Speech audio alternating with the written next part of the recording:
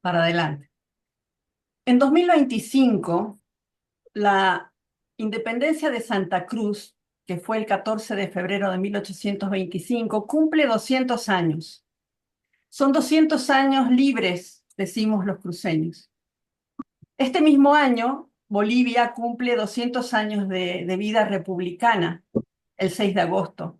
Una república interrumpida con el Estado Plurinacional de Bolivia y su constitución de febrero de 2009. Así lo diría yo en este contexto. Ideas textuales abre este espacio escrito, que es escrito habitualmente, a las conversaciones virtuales con protagonistas de los hechos y de las ideas de este 2025 tan especial. Eh, Cuando también se cumple el primer cuarto de siglo de este milenio. Pueden suscribirse, invitamos a los quienes nos ven de manera gratuita y con su correo electrónico a nuestra página web www.ideastextuales.com. Doy la bienvenida y agradezco a Amparo Vallivian, primera precandidata a las elecciones nacionales del Bicentenario en Bolivia. Muchas gracias, Gabriela, muy honrada por ser la primera en tu programa en formato de video digital. Te agradezco mucho, te saludo, me encantará conocerte en algún momento en persona y saludo también a toda tu audiencia. Muchísimas gracias, Amparo.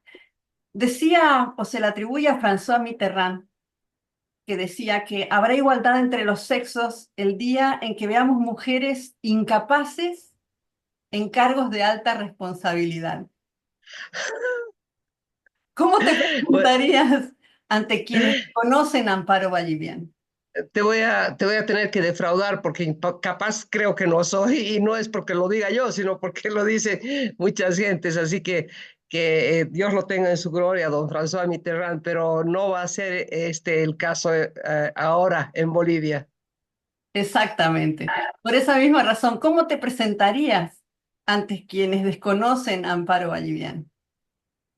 Con mucho gusto, Gabriela. A ver, mira, yo nací en Salta, Argentina, mis padres estaban desterrados y cuando yo tenía 4 años nos mudamos a Bolivia. Soy ciudadana boliviana porque mis dos padres son bolivianos de acuerdo a la Constitución. Eres boliviano de nacimiento si uno de tus progenitores es boliviano, en mi caso son dos. A los 4 años entré al colegio aquí en La Paz y me gradué a los 18 años en el mismo colegio. Luego entré a la Universidad Católica Boliviana, estuve 2 años y fui beneficiada con un programa de intercambio que tenía la Universidad Católica con la Universidad del Estado de Arizona. Ahí sí saqué mi bachelor en economía y luego conseguí una beca de la Universidad de Rice en Houston, Texas, y ahí hice un máster y un doctorado. He trabajado en varios lugares, no te voy a dar todo mi currículum en extenso, pero he trabajado en el sector público, en el sector privado, en el cuerpo diplomático, etcétera. Donde más he trabajado ha sido en el Banco Mundial durante 20 años. Soy jubilada del Banco Mundial, vivo en La Paz, he escogido regresar a mi país luego de mi jubilación y he empezado a entrar en política por primera vez en mi vida en febrero del año pasado. Y lo hice porque al estar viviendo aquí ya desde fines del 2017 pude comprobar en carne propia el desastre que ha hecho con las instituciones democráticas y con la economía el movimiento al socialismo. Y yo ya estaba en una etapa de mi vida donde tenía suficiente dinero para vivir cómodamente, no con lujos porque no los necesito, pero sí sin preocupación. Y tenía el tiempo y todavía tengo la salud y todavía tengo la edad y tengo la experiencia y la formación académica para ponerle el hombro a mi país y eso es lo que he estado haciendo. Eh, el año 1998 fuiste ministra de Estado, si no me equivoco, sí, el año 98. eh, y fue apenas un par de años después, o bueno, entre 4 y 2 años después, por ahí, en la época de la implementación de la Ley de Participación Popular, que había sido aprobada en el gobierno anterior. Em, digamos que a partir de la aprobación de esta ley de participación popular, se municipaliza el país, cambia la división política del país, se pasa de 25 municipios a más de 300, se descentraliza de alguna manera de forma local. Y sin embargo, también en aquella época que fue cuando hubo la primera subsecretaría, como se llamaba en aquella época, de género, ¿no? Donde se da una participación a las mujeres, se discutía sobre, o se decía, o se afirmaba, que lo que venía después ya no sería sin nosotras, es decir, sin mujeres accediendo al poder, participando en política de manera real, es decir, en las altas esferas de las decisiones de poder en el país. Han pasado más de 25 años desde entonces, por supuesto, y algo que me gustó mucho también de la propuesta eh, que, que presentás en tu página web y que has difundido desde hace tiempo, eh, es precisamente eh, atender con inclusión, es decir, ver con inclusión, tener una mirada con mayor inclusión en el país. Y reconoces que en los últimos años ha habido también una inclusión. ¿A qué te referís cuando hablas de profundizar la inclusión en tu propuesta? Mira, todavía hay algunos rasgos de racismo en grandes bolsones de la sociedad boliviana, ¿no ve? Y eso es inaceptable. Y también hay una división muy profunda en materia geográfica, ¿no? En Bolivia. Entonces, eso también tenemos que tratar de superarlo. Y a pesar de que han habido muchos avances en la inclusión de las mujeres en todos los ámbitos de la sociedad, todavía es poco, todavía hay una carencia de liderazgos femeninos en la política, en la economía, en todas las áreas de la sociedad, ¿no? Son resabios de un pasado triste, pero que permanecen. Entonces, parte de las motivaciones también para mí de entrar en este ruedo político, que es algo totalmente nuevo para mí, es también dar un ejemplo para que se animen otras personas. Me satisface mucho que se ven por lo menos 3 mujeres jóvenes en el Congreso que están dispuestas a remangarse las mangas y entrar en la batalla política, que es muy dura, muy sucia, muy fea, pero que es muy necesaria, porque si les dejas el campo abierto a los malos, por así decirlo, entonces así nos va a ir, ¿no es verdad?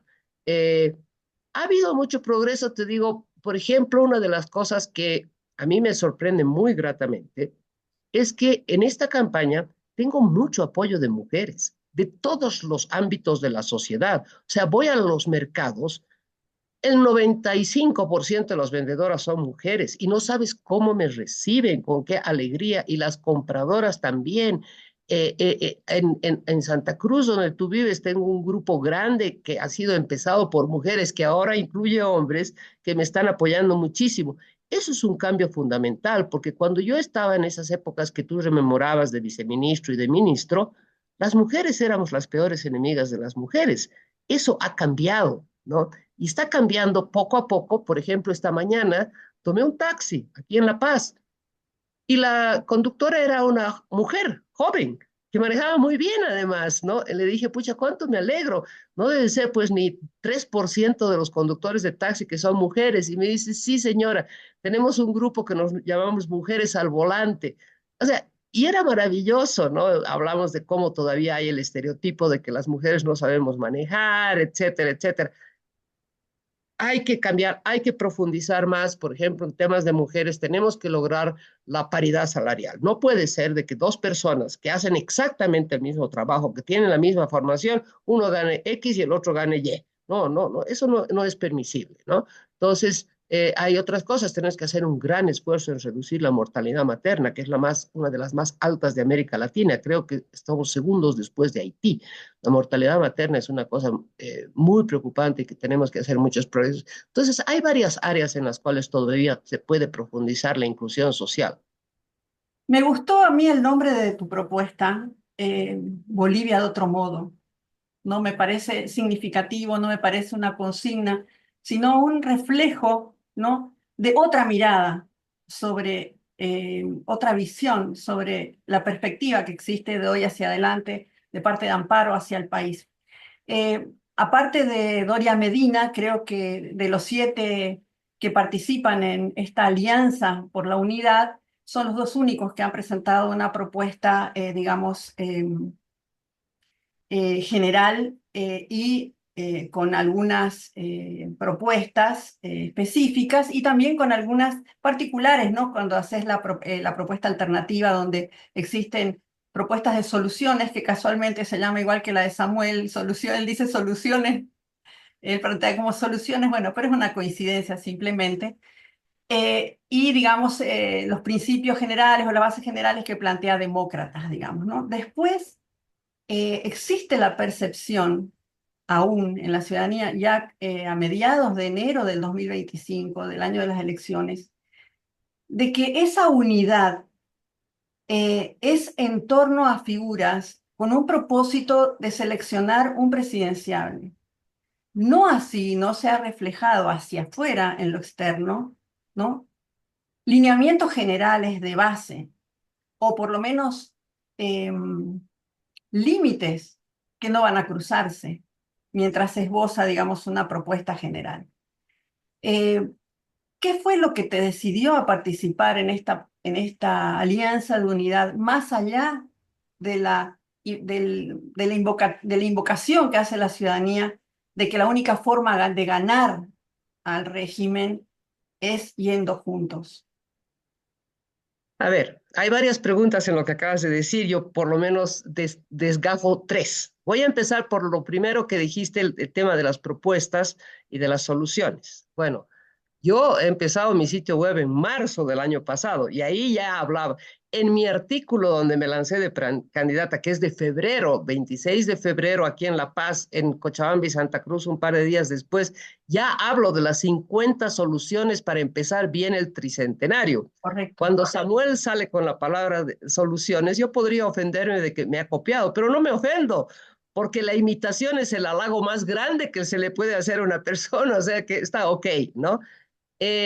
Segundo, el tema de que, ¿qué es lo que me motiva a mí a unirme a este grupo? Creo que el concepto más importante, Gabriela, es el concepto de candidato único de la oposición.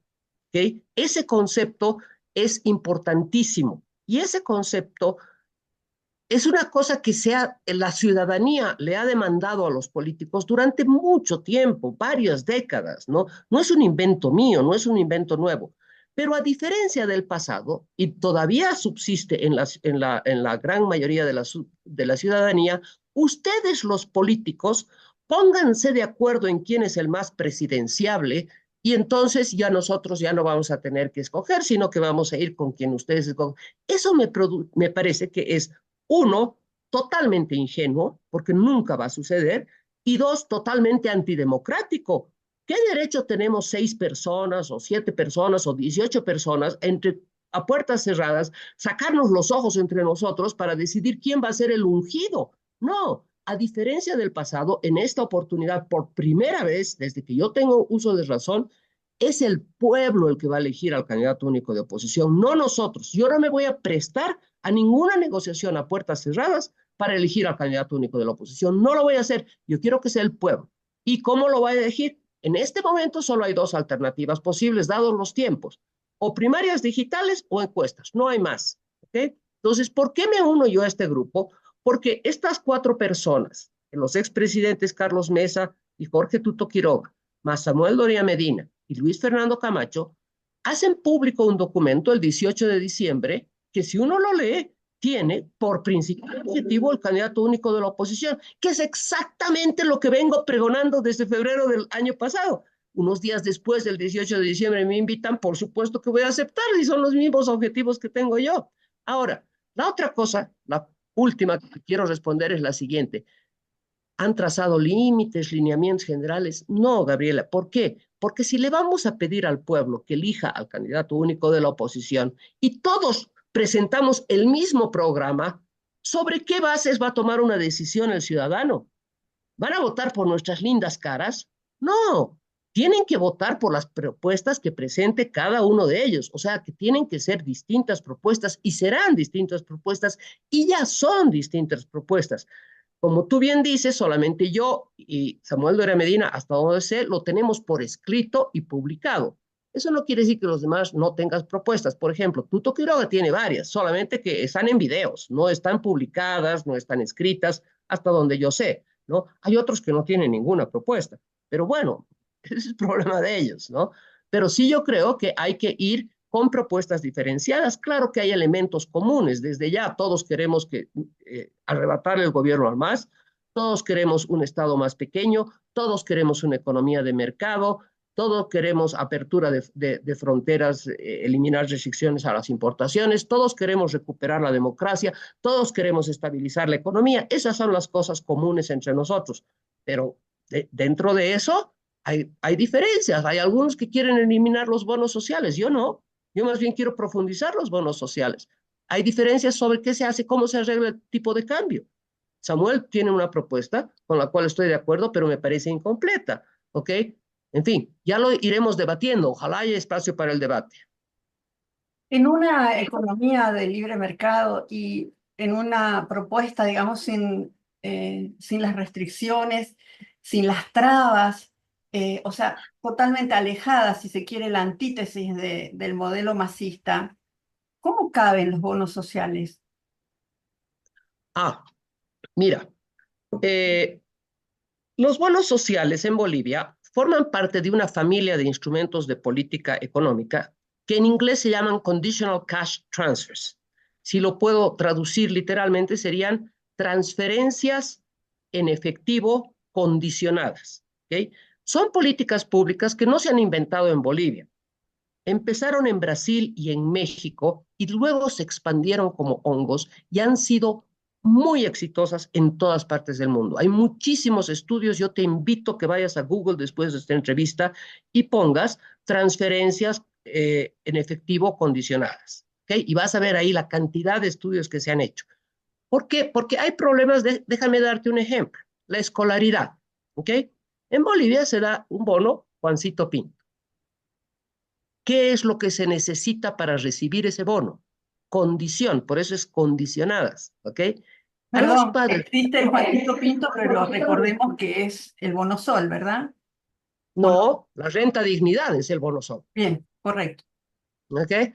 El Juancito Pinto, entonces, regreso, le vamos a dar dinero en efectivo a los padres de familia a condición de que su hijo asista a la escuela regularmente y termine el año escolar en el tiempo que se le asigna del año escolar, que no se aplace, en otras palabras, ¿ok? Esas dos condiciones se cumplen. Padres, aquí tienen un monto en efectivo y no le dice el Estado qué es lo que debe hacer con ese monto en efectivo. Ellos son libres de hacer lo que quieran con ese cosa. Es un incentivo para que el niño vaya a la escuela y termine su escolaridad en los tiempos establecidos. ¿Ha logrado ese propósito el Juancito Pinto? Pero por supuesto que sí. Incluso si tú ves los estudios en Bolivia, indican que las tasas de escolaridad y de conclusión de la primaria y de la secundaria han subido muchísimo. Entonces funciona. De hecho, yo quiero expandir el Juancito Pinto al nivel preescolar.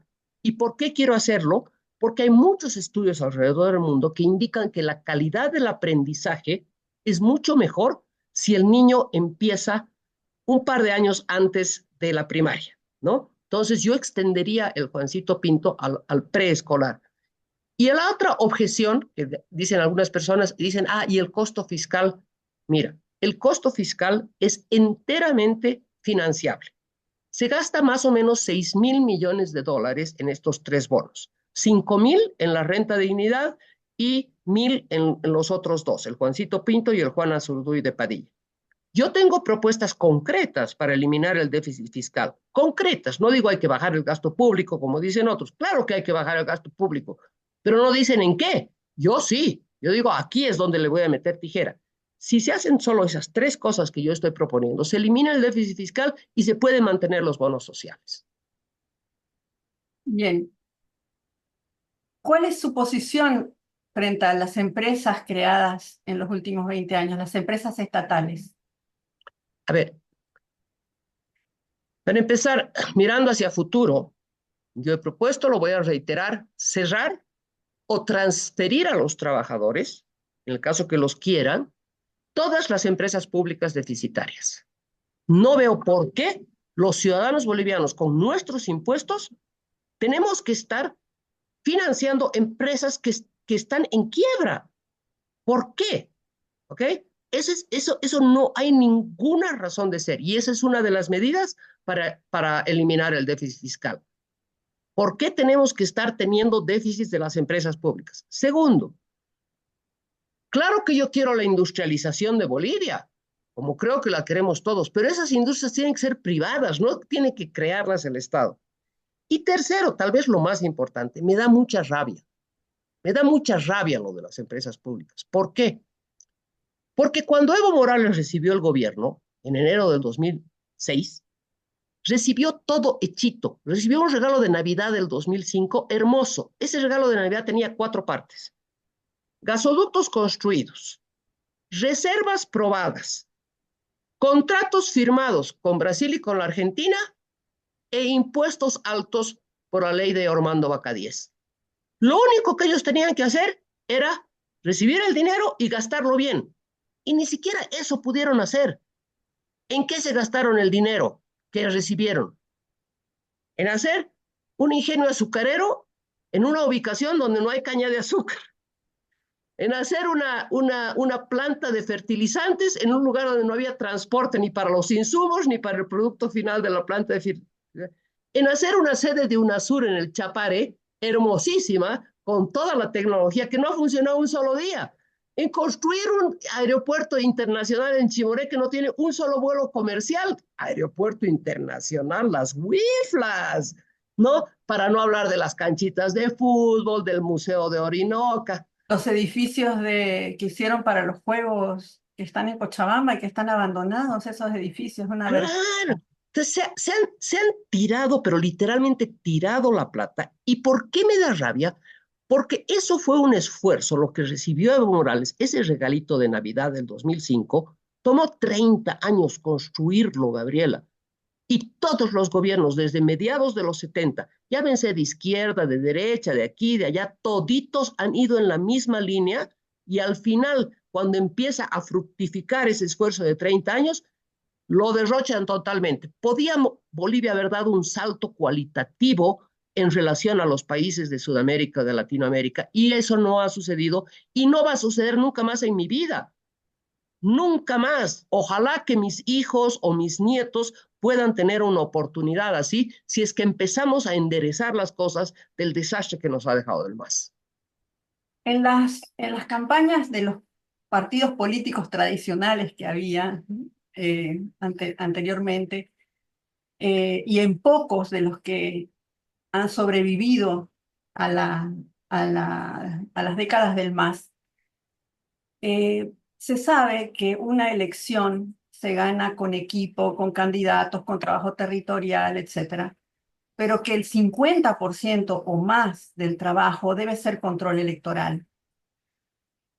En la Alianza de Unidad, ¿están encarando esto de manera paralela a esta estrategia de la selección del candidato único? Mira, no te puedo responder en términos de la unidad democrática, que así se llama el bloque de unidad democrática, porque todavía no me he reunido con ellos. Recién hace 2 días yo me he integrado a esto, ¿no? Yo no sé si ellos ya lo habrán discutido anteriormente, recién me enteraré. Pero lo que sí te puedo decir es que estoy totalmente de acuerdo de que tiene que haber un férreo control electoral. El ejemplo de Venezuela es clarísimo. Hoy en día no serían tantos los países que reconocen la victoria de Edmundo González Urrutia en Venezuela, de no haber sido por un ejército de comanditos, porque así los llamaron allá, que hicieron un estricto control electoral y lograron sacar fotos al 83% de las actas. Eso es un horror. Ojalá podamos hacer algo similar aquí, ¿no es cierto? Ahora, ¿es este el momento de hacer eso o podemos postergar ese tema un poquito más? Yo creo que se puede postergar un poquito más, porque ahorita estamos a escasos 2 meses y medio de definir el candidato único de oposición. Esa tiene que ser la prioridad número uno. Una vez que se define el candidato único de oposición, lo que debe suceder éticamente, moralmente y cumpliendo los compromisos, es que el que no salga candidato único de la oposición debe declinar su candidatura y no solo declinarla, sino apoyar al que sí salga candidato único de la oposición. Y en ese momento, ahí sí podemos hablar de un programa único, porque ese va a ser el programa de gobierno, que el candidato único de oposición le ofrezca al pueblo en antítesis al MAS, ¿no es?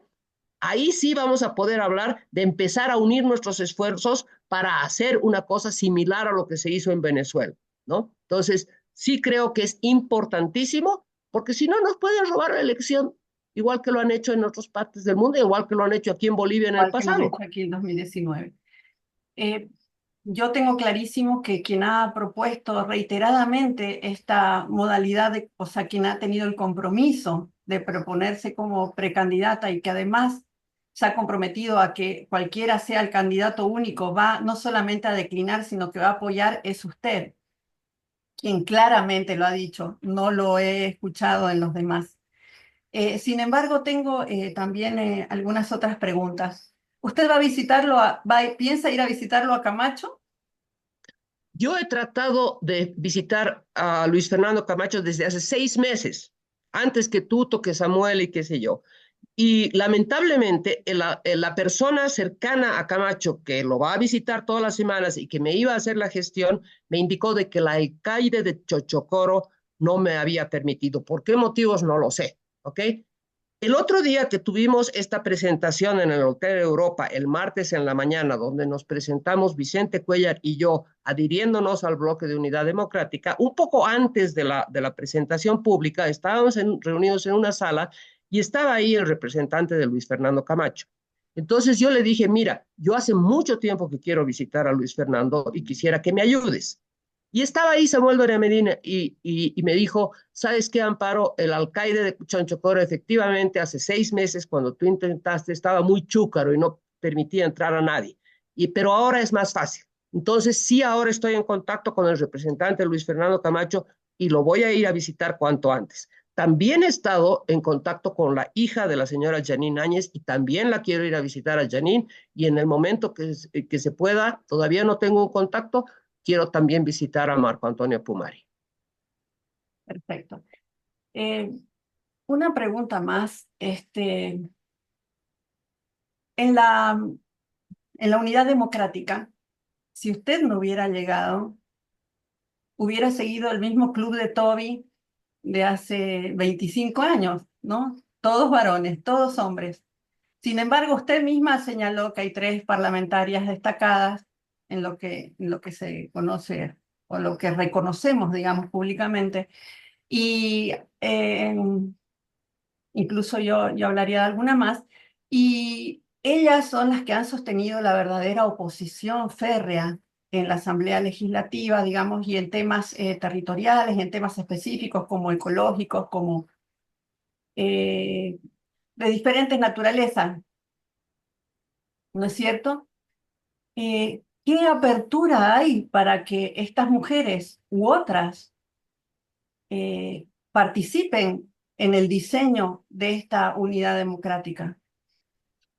El día A martes, este nivel me refiero, o sea, que no estén simplemente a la expectativa de llenar las cuotas de las listas, ¿no es cierto?, parlamentarias, sino que ellas tengan poder de participación, de palabra, de ser oídas y de que las propuestas que han defendido o los temas en los cuales han participado estos años en contraposición a los designios del régimen sean tomados en cuenta.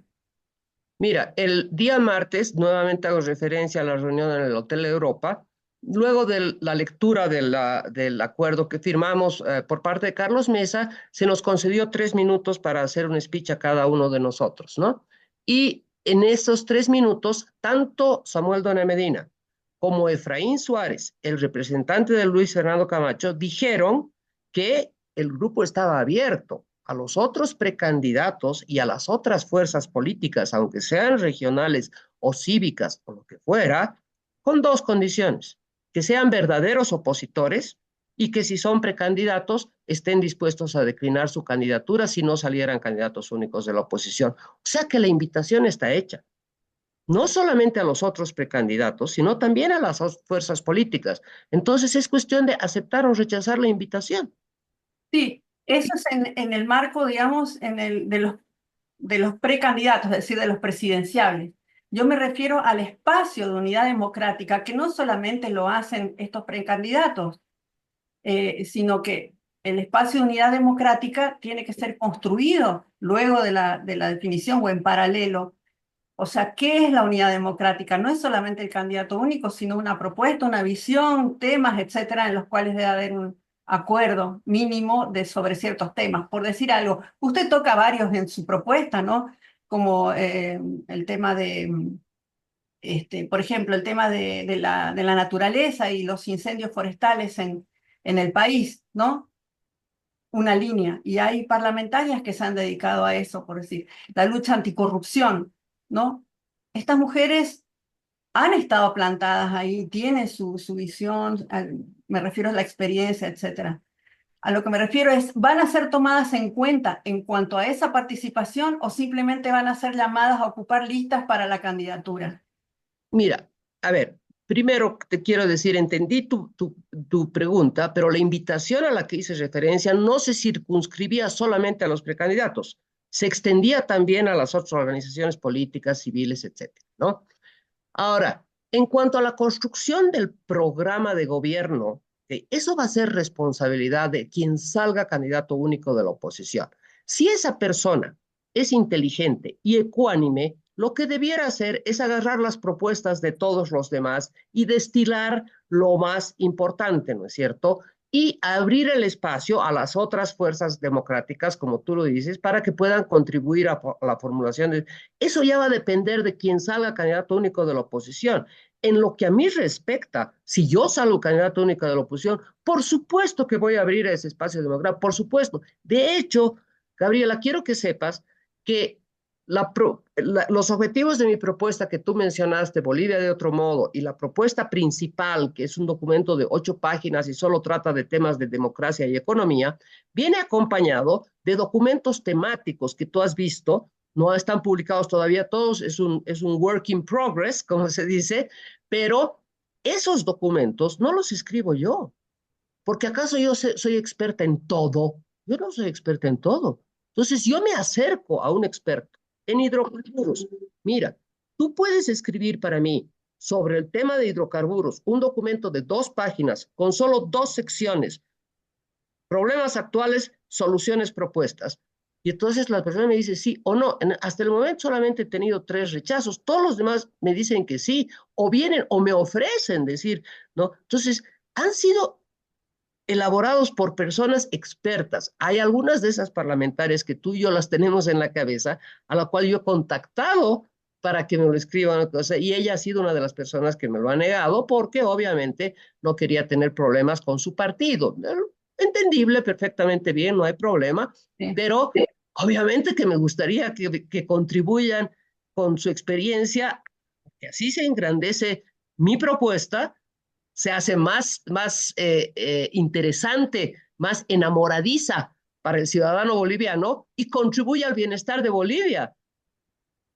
Así es. Bueno, en este punto yo quiero destacar que Amparo, en su página web, en la cual luego les pasaremos la dirección, ha presentado, además de la propuesta general y la alternativa, temas, por decir los temas económicos, habla de deuda pública, déficit fiscal, inflación, reservas internacionales, sistema financiero, sector minero, etcétera, etcétera, etcétera. Una larga lista de temas sociales, económicos, políticos, eh, de toda naturaleza. Y a su vez también temas regionales. Por ejemplo, habla del modelo de desarrollo de Santa Cruz, el litio y un nuevo Potosí, turismo y agroforestería en la Amazonia, la ruta del café en el trópico y la ruta del vino en el sur, megaobras en el altiplano con granjas eólicas y energía solar, el Alto, zona franca para el desarrollo tecnológico, el Chapare, una región autónoma. Es decir, hay una propuesta para enterarse y para leer, luego les pasamos las direcciones. Dos preguntas Eh, más que se nos acaba el tiempo. Gabriela, perdón, antes que sigas, yo Sí, quisiera decir muy honradamente a la población La dirección de mi sitio web es amparoparabolivia.org. Sí, ¿Y por qué se exactamente. llama así? Para que la gente lo recuerde fácilmente, porque yo pienso que Bolivia necesita ser amparada y quién Amparada. mejor que Amparo para ampararla, ¿no? De la lista de temas que tú has leído, en honor a la verdad, no todos están publicados. Son, como dije, es un trabajo que sigue Se está realizándose. Hay completando. Sí, son como 50 temas, de los cuales hay unos 15, 18 que ya son públicos. En este momento yo tengo 4 borradores que revisar para poder subirlos y seguimos contactando expertos sobre los demás temas. Excelente. Y la última pregunta, porque se nos acaba el tiempo. ¿El vicepresidente de la Unidad Democrática saldrá de entre ustedes mismos o se dejará al candidato que obtenga la mayor votación o preferencia ciudadana que escoja ese vicepresidente o esa vicepresidente? Mira, eso es algo que todavía no se ha decidido. De hecho, lo que tenemos que decidir es si en esta solicitud que le hacemos a la población de que escoja el candidato único, será únicamente el candidato o el binomio, ¿no? Eso habrá que decidirlo, todavía no se ha decidido. Yo me inclino, no soy muy fuertemente o no soy entercada en esto, pero me inclino más que se elija solamente al presidente y que se deje en libertad al presidente de elegir su acompañante de fórmula. Dicho eso, pueden haber algunos precandidatos que decidan que no, yo tengo mejores posibilidades de ganarme la candidatura única si desde ahora presento a mi acompañante de fórmula.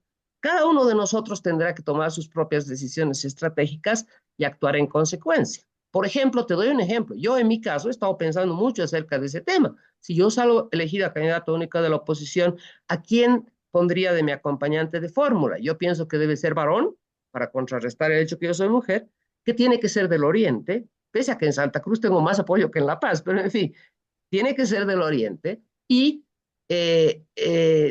obviamente tiene que ser una persona que comparta mis propuestas y mi posición ideológica, pero también tiene que ser una persona relativamente joven, o sea, porque yo soy de la tercera edad, quiero o no, estaré en muy buen estado físico, me piropean bastante, les agradezco mucho, pero tengo 65 años, ¿no? Entonces yo quisiera que me acompañe una persona que sea varón del Oriente, menor a 45. Bueno, Amparo, te agradezco muchísimo esta rica entrevista. Pronto la vamos a publicar y espero que te vaya súper bien. Deseo lo mejor. Realmente encantada, Bolivia necesitaba una precandidata mujer de tu capacidad, de tu mérito, sobre todo, ¿no?